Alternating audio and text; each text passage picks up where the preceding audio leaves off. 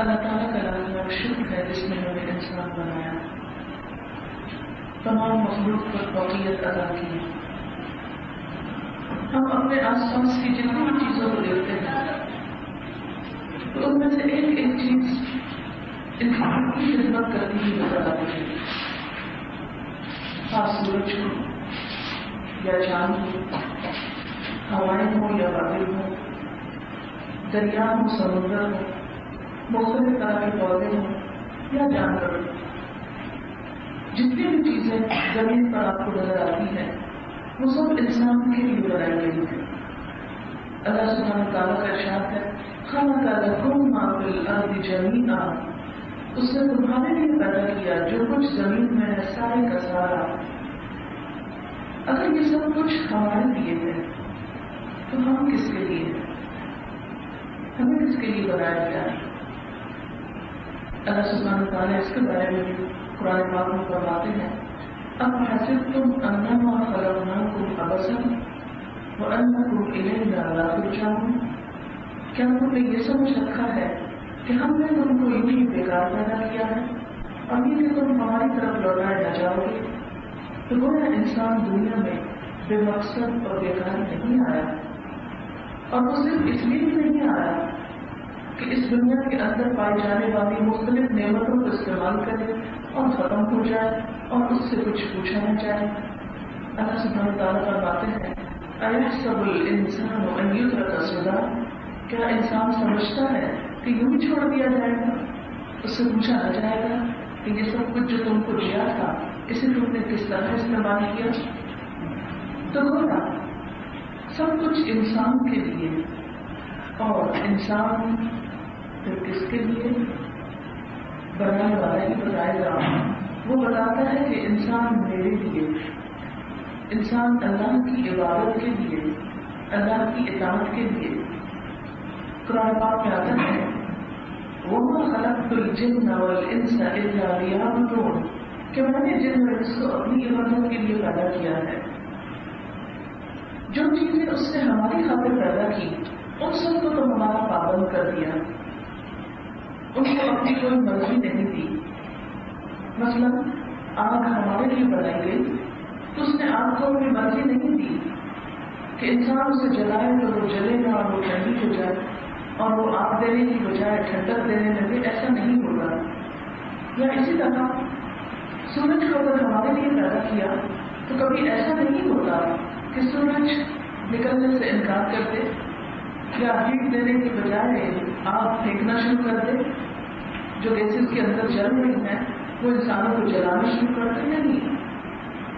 اسی طرح سمندر کو آپ دیکھیں کبھی بیچ پہ جانے کا اتفاق ہوگا تو آپ دیکھیں کہ کس طرح اس کی لہریں آ کے ایک مخصوص مقام تک ٹھہر جاتی ہیں اور اس سے آگے آبادیوں کی طرف نہیں بڑھتی، حالانکہ جس زور کے ساتھ پانی آتا ہے اگر وہ آتا ہی چلا جائے، اگر وہ کنارے تک آتا ہے تو کنارے سے باہر بھی بہت آگے تک آ سکتا ہے، لیکن اس نے اس کو وہیں تک روک دیا تاکہ انسان کے لیے اس دنیا میں زندگی قائم ہو سکے۔ اسی طرح بے شمار چیزیں، مثلا فروٹس میں دیکھیں، ویجیٹیبلس میں دیکھیں، کھانے کی اور بے شمار چیزوں میں دیکھیں کہ جو انسان کے لیے بنائی گئی۔ مثلا اگر ایپل کو بھی اسی طرح پاؤں لگ جاتے جیسے چوزے کے ہوتے ہیں اور وہ چلنا شروع کر دیتا اور ہمارے قابو میں نہ آتا تو کھانا کتنا مشکل ہو جاتا۔ اسی طرح اگر بھیڑ بکری کو وہ شہر چیتے جیسا بنا دیتا تو ہم ان کو مسفر نہ کر سکتے۔ اگر گھوڑے کو وہ کسی ایسے جانور کی طرح بنا دیتا کہ جو اس پہ بیٹھنا محال ہو جاتا تو ہم سواری کس پر کرتے۔ دراصل یہ سب اس کا احسان ہے کہ اس نے طرح طرح کی نعمتیں بنا کر ہمارے تابع کر دی، مسخر کر دی، اور ہم سے کیا کہا کہ تم جس طرح چاہو انہیں استعمال میں لاؤ، بس ایک کام کرنا کہ ان کو استعمال کرتے ہوئے مجھے یاد رکھنا۔ لیکن اپنی یاد کے لیے، اپنی عبادت کے لیے اور اطاعت کے لیے اس نے ہمیں پابند نہیں کیا، پھر ہمیں آزادی دی، ہمیں چوائس دی کہ جو چاہے مانے، جو نہیں چاہتا نہ مانے، جو چاہے اطاعت کرے، جو چاہے ناشکری کرے۔ من شاء فلیؤمن ومن شاء فلیکفر، جس کا دل چاہے ایمان لائے، جس کا دل چاہے انکار کر دے۔ یعنی جو کچھ ہمارے لیے بنایا اسے تو ایک قاعدے کا پابند کر دیا، انہیں اپنی مرضی نہیں کرنے دی، لیکن ہمیں جو اپنے لیے بنایا تو ہمیں ساتھ ارادہ اور مرضی بھی دے دی کہ خوشی سے عبادت کرو تو ٹھیک ہے، نہیں کرتے تو نہ کرو، لیکن پھر بات اتنی بھی نہیں کہ نہیں کرتے تو چھوڑ دیے جاؤ گے، نہیں پوچھے جاؤ گے۔ قرآن پاک میں اللہ تعالیٰ فرماتے ہیں اور تم ضرور پوچھے جاؤ گے اس سے، یعنی قیامت کے دن نعمتوں کے بارے میں کہ ان کو کس طرح استعمال کیا تھا، زندگی کے بارے میں پوچھے جاؤ گے کسے کس طرح استعمال کیا۔ حدیث پاک میں آتا ہے کہ ابن آدم کے قدم حشر کے میدان سے اٹھ نہ سکیں گے جب تک 5 باتوں کا جواب نہ دے دے۔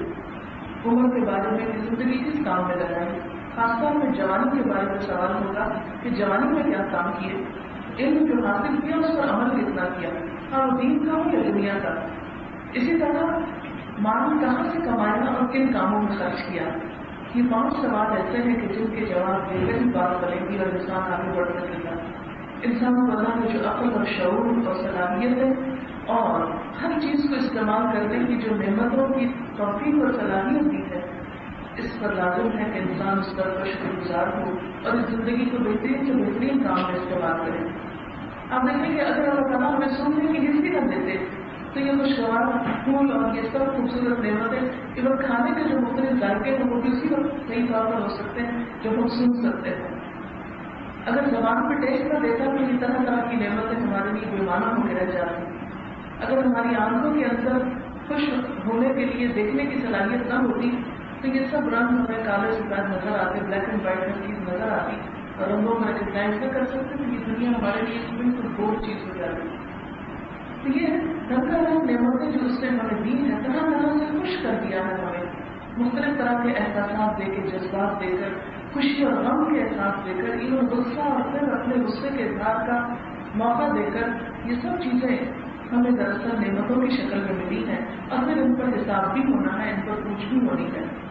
قرآن پاک میں اللہ تعالیٰ فرماتے ہیں خلق الموت والحیات لیبلوکم ایکم احسن عملا، اس نے زندگی اور موت کو اس لیے بنایا کہ تمہاری آزمائش کر کے دیکھے، تمہارا امتحان دے کہ تم میں اچھے کام کون کرتا ہے۔ تمہارا ہم میں سے ہر ایک کا حساب ہے، ہر ایک کا امتحان ہے۔ ہم اس دنیا میں آئے ہیں اور یہ ہماری زندگی کا صرف ایک پہلو ہے۔ اس میں تو کوئی شک نہیں کہ انسان ساری مخلوق سے بہتر ہے اور انسان کے لیے ہمیشہ کی زندگی ہے، لیکن جو کچھ اس وقت ہم زندگی گزار رہے ہیں یہ ہماری جو مجموعی زندگی ہے اس کا ایک حصہ ہے۔ قرآن پاک میں اللہ تعالیٰ فرماتے ہیں کہ اس نے تمہیں 2 زندگیاں دی اور 2 موتیں دی۔ ایک موت انسان کی وہ جو دنیا میں آنے سے پہلے تھی، خاموش کہیں بھی بیٹھا تھا، کچھ احساس نہیں کہ کہاں سے وہاں، پھر زندگی ملی انسان کو، اور یہ زندگی اس لیے ملی کہ انسان پروو کرے، ثابت کرے کہ وہ آئندہ اچھا سلوک کیے جانے کا مستحق ہے۔ پھر اس کے بعد موت ہوگی، موت کے بعد پھر ایک زندگی ہوگی جس کا کبھی خاتمہ نہیں ہوگا۔ اس میں انسان کو یا تو ہمیشہ کی خوشیاں مل جائیں گی یا پھر تکلیفوں سے سامنا ہوگا، لیکن باقی مخلوق کا حساب نہیں، وہ سب وقتی طور پر پیدا ہوئے ہیں، اپنا کام کریں گے، اس کے بعد ختم کر دیے جائیں گے۔ ان میں سے جس کو اللہ چاہے باقی رکھے، جس کو چاہے ختم کر دے، لیکن انسان میں اور آپ ہمارا خاتمہ نہیں۔ یہ جو وقتی طور پر موت جس کو ہم کہتے ہیں، یہ صرف ٹرانسفر ہے اس دنیا سے اس دنیا کی طرف، احساسات کا خاتمہ نہیں، یا زندگی کا مکمل خاتمہ نہیں، مرنے کے بعد پھر جی اٹھنا ہے۔ اللہ تعالیٰ قرآن پاک میں فرماتے ہیں کہ ہر چیز جوڑوں میں پیدا کی، اسی لیے آپ دیکھیں کہ زندگی کا جوڑا موت ہے اور پھر دوسری زندگی کا موت، تو اس زندگی یعنی پہلے موت تھی، پھر زندگی، پھر موت اور پھر زندگی، اور پھر اس کے بعد کچھ نہیں، یعنی مکمل ہو جائے گا سب کا، یہ سائیکل مکمل ہو گیا۔ اب آپ دیکھیں کہ ہم سب جو اس دنیا میں ہیں اس وقت، یہ دراصل ہماری ایک امتحانی وقت ہے، ہم سب کو آزمایا جا رہا ہے کہ ہم کرتے کیا ہیں۔ سورۃ الملک کی آیت میں اللہ تعالیٰ فرماتے ہیں کہ یبلوکم، تاکہ تمہیں آزما کر دیکھے، تو تمہیں ہم سب آزمائے جا رہے ہیں۔ اللہ تعالیٰ فرماتے ہیں کہ اچھی حالت کی آزمائش ہے اور تکلیف دہ حالت کی آزمائش۔ ہم عموماً آزمائش کا لفظ سب بولتے ہیں جب ہمیں کوئی غم، تکلیف، پریشانی آ رہی، ان کا تو بڑی آزمائش آ رہی، حالانکہ اللہ تعالیٰ قرآن پاک میں نعمتوں کو بھی آزمائش کہتے ہیں۔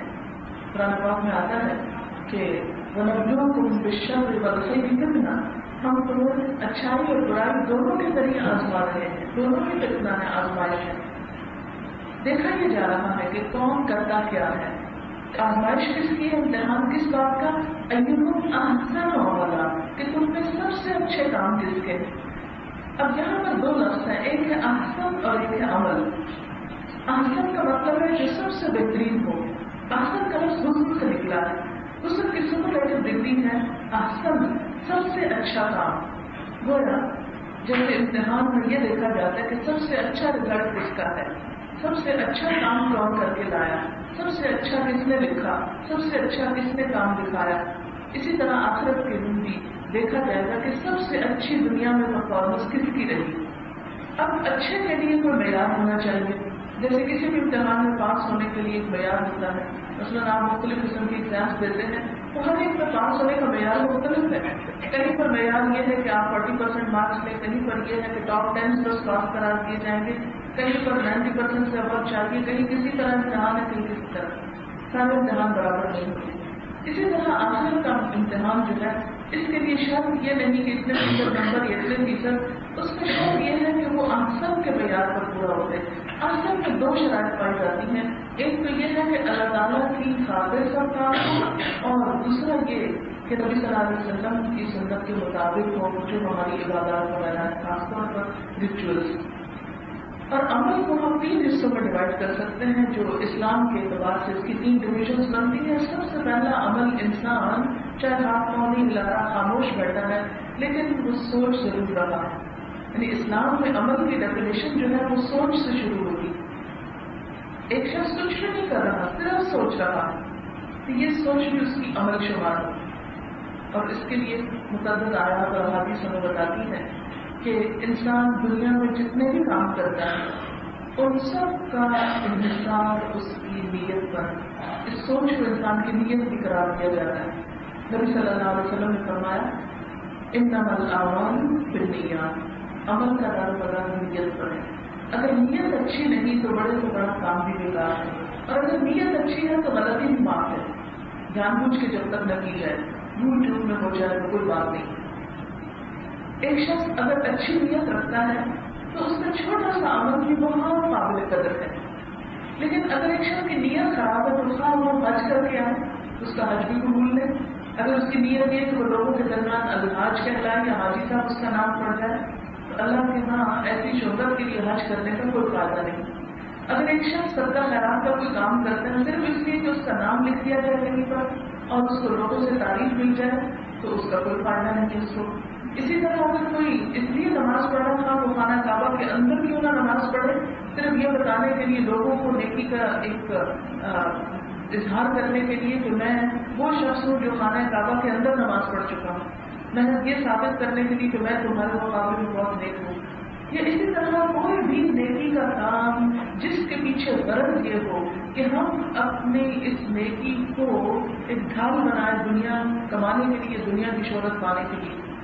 کل ہی میں حیدرآباد گئی تھی تو وہاں راستے میں مجھے بتا رہے تھے صاحب کہ ہمارے یہاں بہت سے پلاٹس پہ ناجائز قبضہ ہوا ہے اور وہاں مسجدیں بنی ہیں، تو ان مسجدوں کے بارے میں آپ کیا کہتے ہیں؟ میں نے کہا کہ وہاں تو نماز درستی نہیں پڑھنا، اس لیے کہ ظلم کے ساتھ کسی کی زمین پر اس کی مرضی کے خلاف مسجد بنانا یہ تو اجازت ہی نہیں اس بات کی. اور یہ تو مسجد نہیں، اس نبی صلی اللہ علیہ وسلم کے زمانے میں بھی ایک مسجد بنائی گئی تھی اور اس کا مقصد عبادت نہیں تھا، کچھ اور تھا، آپ نے اسے گرا دیا تھا. آج کے دور میں کہتے ہیں لڑکا کہ ہوتا کیا کہتے ہیں کہ پہلے یہ ہوتا تھا کہ کسی ناجائز جگہ پر قبضہ کرتے تھے تو گورنمنٹ کے لوگ آ کے اس کو ڈھا دیتے تھے. اب لوگوں نے ڈھنگ یہ بنایا ہے کہ پہلے اس میں چھوٹی سی مسجد بناتے ہیں اور مسجد بنانے کے بعد اس کا جو آگے کا ایریا تھا وہ سارا کمرشلائز دکانیں شکانیں اس طرح کی چیزیں بنا لیتے ہیں. اب ڈھانے والے آتے تو مسجد کو ڈھال بنا کے دکھاتے تھے یہ مسجد گرا سکتے ہیں آپ، یہاں تو مسجد بنے گی، اور اسے ایک سیاسی قسم کا اسٹینڈ بنا لیا گیا یا ریلیجن کو اس کو استعمال کیا گیا. اب ایسی مسجدیں جو ہے مسجد کہلانے کی حقدار نہیں، یہاں اس میں 5 وقت نماز آزاد ہوتی ہو، کیونکہ اس کے بنانے کے پیچھے غرض کیا تھی؟ دراصل کسی کی زمین پر ناجائز قبضہ. آپ صلی اللہ علیہ وسلم نے کیا فرمایا کہ جو صرف ایک بالش پر کسی کی زمین ناجائز طور پہ لیتا ہے قیامت کے دن اس کے گلے میں 7 زمینوں کا طور ڈالا جائے. اتنی سخت سزا ہے کہ ناجائز کسی کی زمین پہ قبضہ. آج آپ دیکھیں ہمارے مسلمان معاشرے کے اندر کس قدر مثالیں آپ کو ملے گی کہ ایک پلاٹ 10 دفعہ بک رہا اور کئی لوگ جو ہیں وہ اس مصیبت کا شکار ہیں اور ان کے وقت ضائع ہو رہے ہیں، پیسہ ضائع ہو رہا ہے، انرجی ضائع ہو رہی ہے. یہ سب کچھ کیا ہے؟ کیا اس کو آپ نیک عمل کہیں گے آپ وہاں مسجد چھوڑ جو مدرسہ بنائے جو مرضی کریں، لیکن جب تک اس کی بنیاد درست نہیں تو وہ عمل درست نہیں تھا، اوپر کتنی بڑی عمارت کیوں نہ بن جائے خیرخائی کے کام کی۔ تو اسلام کیا کہتا ہے کہ جو اوپر نظر آتا ہے وہ اندر بھی ہو۔ سب سے پہلے سوچ درست ہو، اندر کا انسان درست ہو۔ نبی صلی اللہ علیہ وسلم کو دنیا میں بھیجا بھی اس لیے گیا تھا۔ اللہ تعالیٰ کا بات ہے لقد من اللہ علی المؤمنین اذ بعث فیہم رسولا من انفسہم یتلو علیہم آیاتہ ویزکیہم ویعلمہم الکتاب والحکمہ وإن کانوا من قبل لفی ضلال مبین۔ اللہ نے اہل ایمان پہ بڑا احسان کیا، ایک رسول جو ان میں سے ہی اٹھایا، ان پر اس کی آیات پڑھتا ہے، ان کا تزکیہ کرتا ہے۔ یہ تزکیہ کیا چیز ہے کہ سب سے پہلے انسان کی روح، اندر کے انسان کو دھویا جائے، اندر کی نیت کو درست کیا جائے، اس کی روحانیت کو ابھارا جائے، اس کو انرچ کیا جائے، تاکہ اندر کی قوت آئے تو باہر کو بھی درست ہو جائے۔ کیونکہ اگر آپ جیسے سب جانتے ہیں کہ اگر کسی مریض کی ریزسٹنس پاور جو ہے وہ درست نہیں ہے تو ہر بیماری اس کو اٹیک کرے، تو بہترین ڈاکٹر کیا ہے کہ جو اس کو بلڈ کرنے کی کوشش کرے، نہ کہ صرف دوائیوں سے مرض ختم کرنے کی کوشش کرے، اس کی مریض کی غذا اور باقی چیزیں جو ہے تاکہ اس کے اندر جو ہے صلاحیت پیدا ہو اور وہ نظام جو دفاعی کام کرتا ہے امراض کے خلاف وہ پیدا ہو تاکہ وہ مرض سے بچ سکے۔ تو بالکل اسی طرح اسلام میں احسن عمل شروع اس وقت ہوتا ہے جب انسان کی نیت اچھی ہوتی ہے، انسان کی سوچ میں خوبصورتی آتی ہے، انسان کے دل میں لوگوں کی بھلائی آتی ہے، خیرخواہی آتی ہے، انسانیت کی محبت کے جذبات آتے ہیں، اور جس دل میں یہ آ جائے پھر وہ نہیں سکتا کہ اس کا بول اچھا نہ ہو اور پھر اس کا عمل اچھا نہ ہو۔ لہذا احسن عمل کے لیے ہم سب آزمائے جا رہے ہیں۔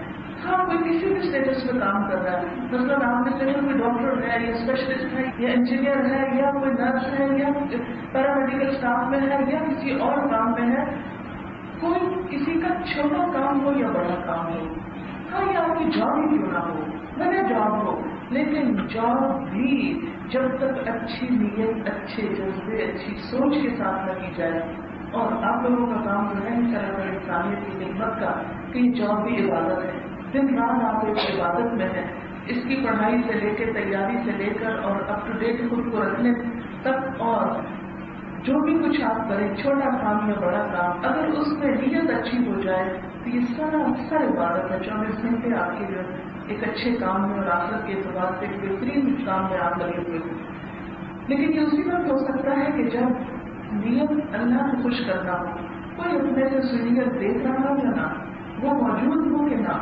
اپنا ٹائم صحیح طور پر استعمال کرنا اور پوری سنجیدگی کے ساتھ کرنا اور ایک ایک لمحے کو استعمال کرنا نہ کہ کاٹنا۔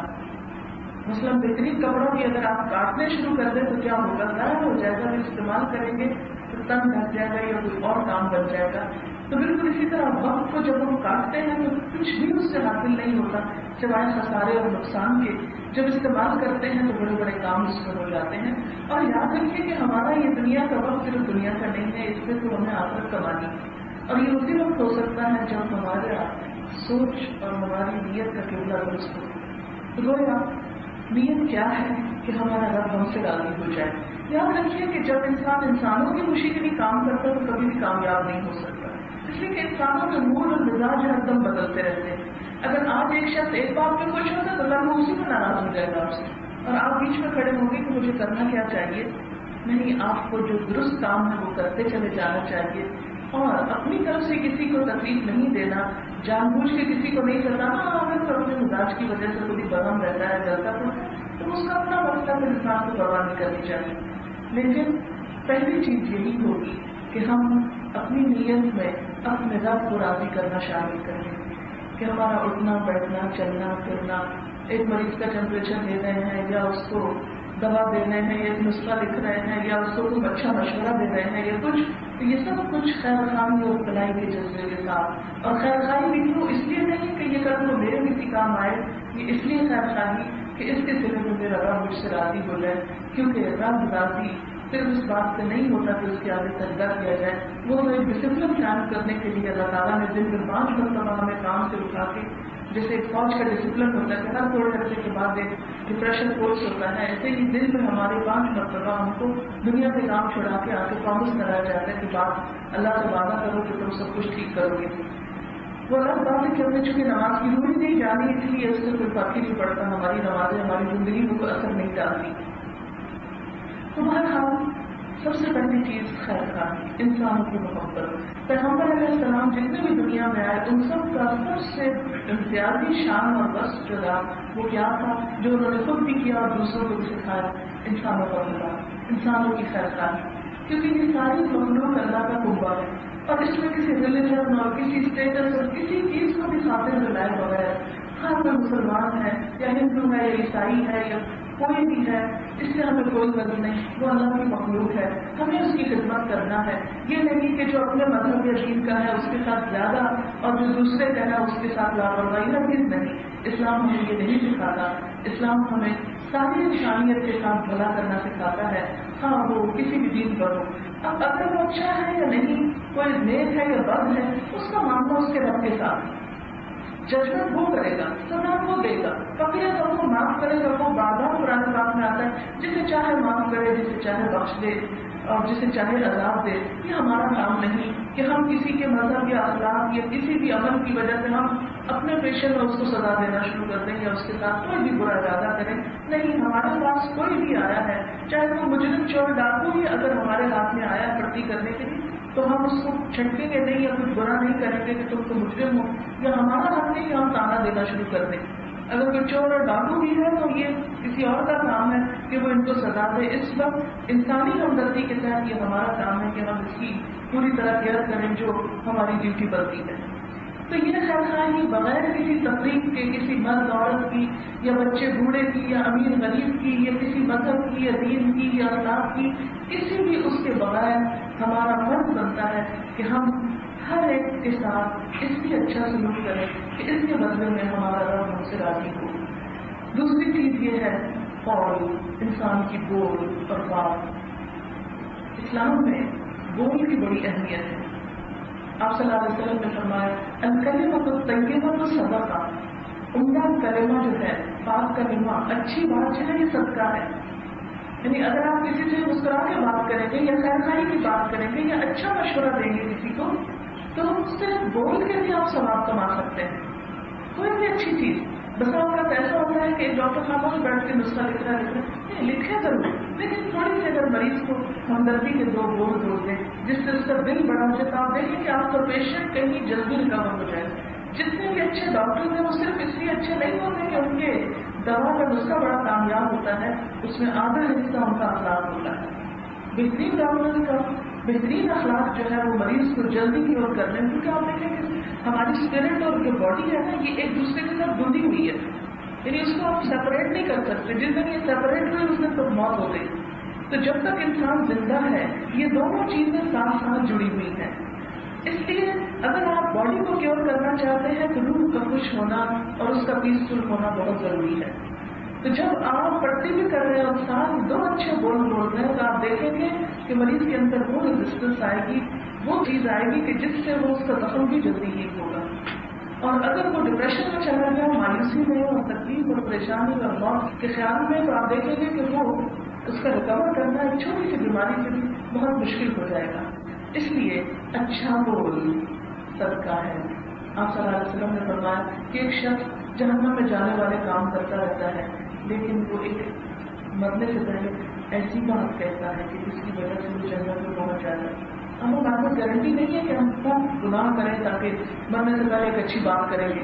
وہ تو چاند کی بات ہے، لیکن سمجھانا یہ مقصود ہے کہ ایک شخص کی کوئی خرابی بھی ہو سکتی، گناہ بھی ہو سکتا ہے، مگر اس کی اچھی بات جو ہے جو دوسرے کا دل خوش کرے اور اس کو اذیت سے بچائے، وہ اس کے لیے ایک بہترین اجر و ثواب کا باعث ہے اور اس کی نجات کا سبب.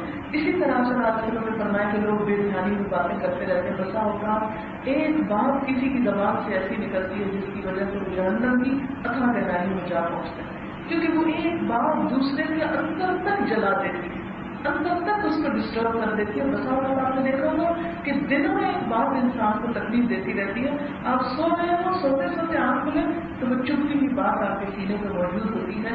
تو اس لیے بات میں بہت احتیاط کی ضرورت ہے. ہم میں سے ہر ایک کی بات لکھی جا رہی ہے. قرآن پاک میں اللہ تعالیٰ فرماتے ہیں ما یلفظ من قول الا لدیہ رقیب عتید.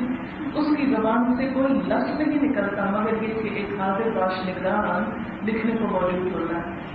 ایک ایک لفظ قرآن پاک میں آتا ہے ان کل نفس لما علیہا حافظ. ہر شخص پر کوئی نہ کوئی نگران موجود ہے, یعنی اللہ کے فرشتے جو اس کی واچ کرتے ہیں کہ کیا بولا ابھی اس نے. اور ایک اور آیت میں آتا ہے وَإِنَّ عَلَيْكُمْ لَحَافِظِينَ كِرَامًا كَاتِبِينَ کہ تم پر نگرانی کرنے والے موجود ہیں, کرام کاتبین موجود لکھنے والے. وہ سب کچھ جو انسان بولتا اور کرتا ہے وہ نوٹ کرتے رہتے ہیں. مسلسل دائیں بائیں ہمارے اچھے برے کام جو ہیں وہ ریکارڈ ہوتے رہتے ہیں. اور آج کی دنیا میں اس مسئلے کو سمجھنا کچھ مشکل بھی نہیں. آڈیو ویڈیو چیزیں ایسی ایجاد ہو چکی ہیں, کیمرے اور ریکارڈرز وغیرہ, کہ جس کے ذریعے انسان کی بیک وقت تصویر اور آواز دونوں ہی لی جا سکتی ہے. تو اسی طرح اللہ تعالیٰ نے بہت پہلے سے یہ انتظام کر رکھا ہے کہ انسانوں کی گفتگو جو ہے اور ان کے اعمال جو ہے ان کا ریکارڈ رکھا جائے اور قیامت کے دن کو سامنے لا کے رکھ دیا جائے. اس وقت انسان پکار کر کہے گا ما لہذا الکتاب, اس کتاب کو کیا ہوا. یہ کتاب لکھی ہوئی چیز کو کہتے ہیں. اس کتاب کو کیا ہوا. لا یغادر صغیرۃ ولا کبیرۃ الا احصاها. اس نے نہ تو کوئی چھوٹی بات چھوڑی اور نہ بڑی, سب کچھ لکھ لیا, گن گن کے رکھا. تو اس لیے ہمیں بعد میں بہت ہی احتیاط کی ضرورت ہے اپنی پرسنل لائف میں بھی, لیکن پروفیشنل لائف میں خاص طور پر.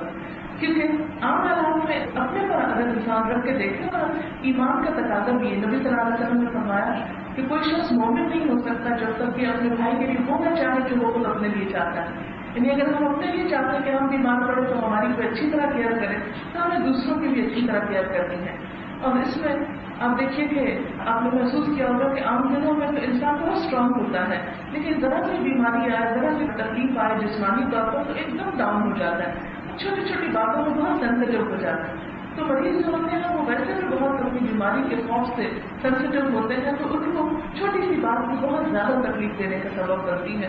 اس لیے ضروری ہے کہ اپنے قول کے ساتھ جو نیکی ہم کما سکتے ہیں, جس میں بہت کچھ خرچ نہیں آتا, اس میں ہم آگے بڑھے. اور تیسری چیز انسان کا عمل ہے.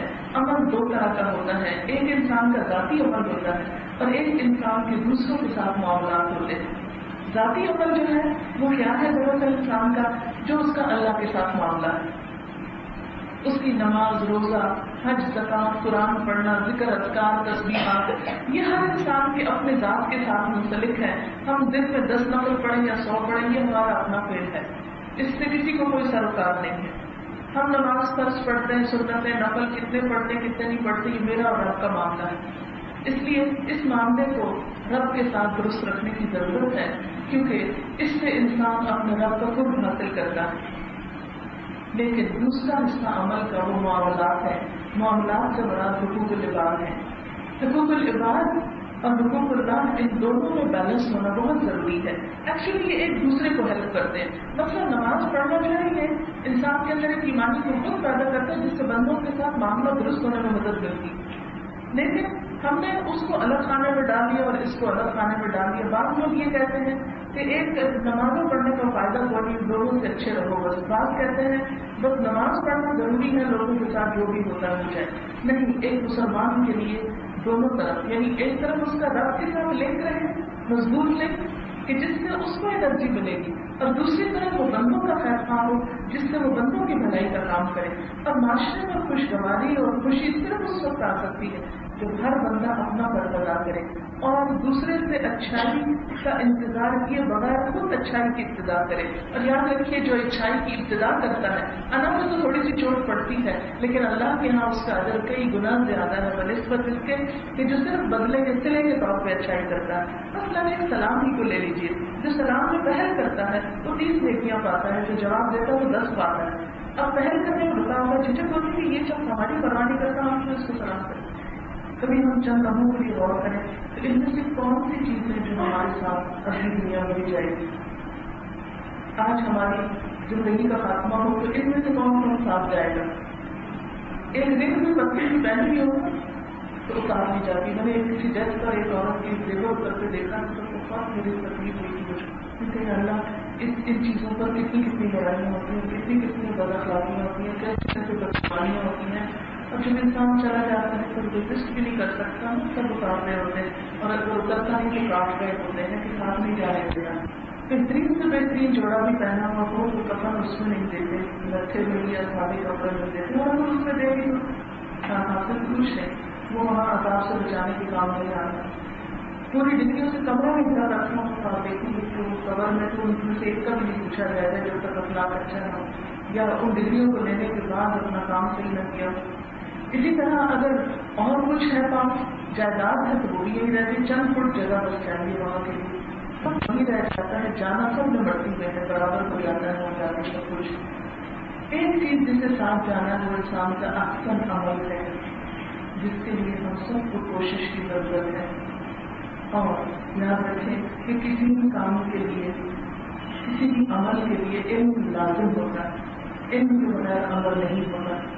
لہٰذا اپنی زندگی میں سے کچھ نہ کچھ وقت علم کے لیے ضرور نکالیے. اپنے اس علم کے لیے جو آپ کا پروفیشنل زندگی سے متعلق ہے اس کے لیے بھی ضرور ہونا چاہیے، کیونکہ انسان اس میں بھی جب تک اپ ٹو ڈیٹ نہیں رہتا تو بہترین طریقے سے کام نہیں کر سکتا. ٹھیک ہے ہمارے یہاں فیسلٹیز نہیں ہے، بہت کچھ نہیں ہے کہ ہم خود سے کچھ ریسرچ کر سکیں یہاں، لیکن ایٹ لیسٹ جو ریسرچ دنیا میں شروع ہو رہی ہے اس سے کسی نہ کسی طرح ان ٹچ رہنا، آگاہ رہنا، انٹرنیٹ کے تھرو ہو یا میگزینس کے یا جرنل سے یا ریسرچ آرٹیکلس کے کوئی بھی طریقہ ہو سکتا ہے. لیکن وہ ہم سب کا ایک اخلاقی فرض بنتا ہے کہ ہم اپنی پروفیشنل لائف میں بھی آگے بڑھیں اور جدید علم سے واسطہ رکھیں. اور دوسری طرف اپنی روحانی زندگی کی تقویت اور قوت کے لیے ضروری ہے کہ اللہ کی کتاب قرآن پاک سے ضرور رابطہ اور واسطہ رکھیں.